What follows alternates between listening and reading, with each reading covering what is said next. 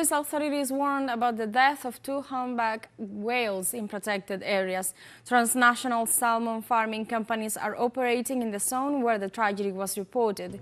There is evidence that one of the whales got tangled up in huge nets of the Australia's Mar Farming Centre in the Kaweskar National Reserve in the Magallanes region.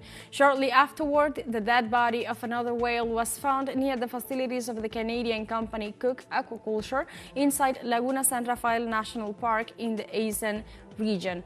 Although the latter site has been inactive since 2022, containers of dangerous and corrosive chemical elements are still there. Japan and the European Union announced a security and defense partnership as they seek to step up military ties and growing tensions with China, North Korea and Russia. The announcement was made Friday during a press conference in Tokyo given by European Union Foreign Policy Chief Josep Borrell and Japanese Foreign Minister Takeshi Iwaya. According to the two officials, the agreement is the first that the European Union has concluded with an Asia-Pacific country.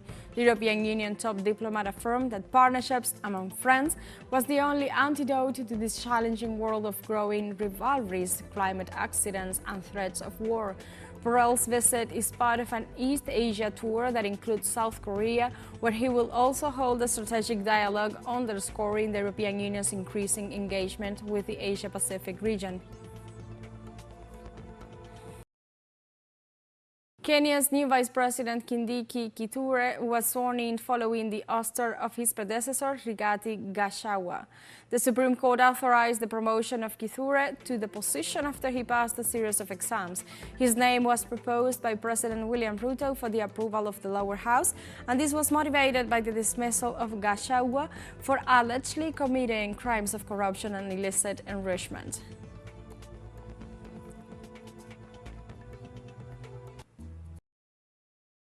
14 people have been killed when a concrete roof above the entrance of railway station in the northern Serbian city of Novisad collapsed. The collapse of a 35-meter length of roofing occurred at noon on a sunny day in the city, about 70 kilometers northwest of the capital, Belgrade. The dead were pulled from the rubble throughout the afternoon and into the evening. According to officials, about 80 rescuers were at the scene, and ambulances and emergency teams were dispatched to the town station, and bulldozers removed the debris.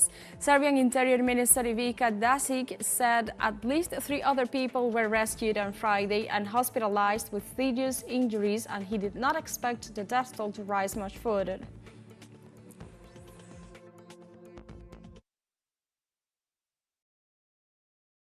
The Lebanese resistance Hezbollah informed that over 95 Israeli soldiers and officers have been killed since Israel's incursion into the country's southern region.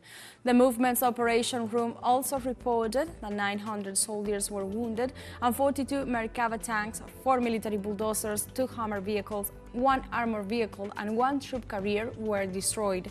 Hezbollah also confirmed the destruction of 5 drones. Despite the Israeli air siege in southern Lebanon, the militias managed to launch several daily rocket attacks against positions in northern and central Israel.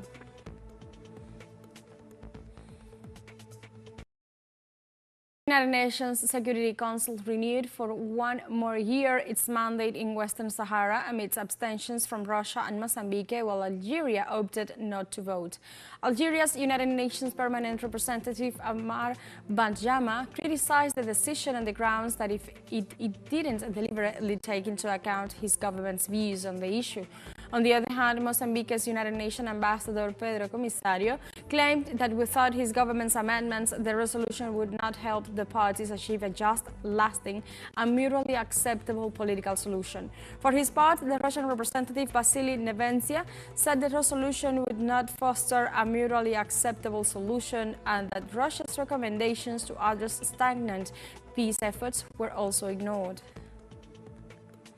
Authorities warned about the death of 2 humpback whales in protected areas. Transnational salmon farming companies are operating in the zone where the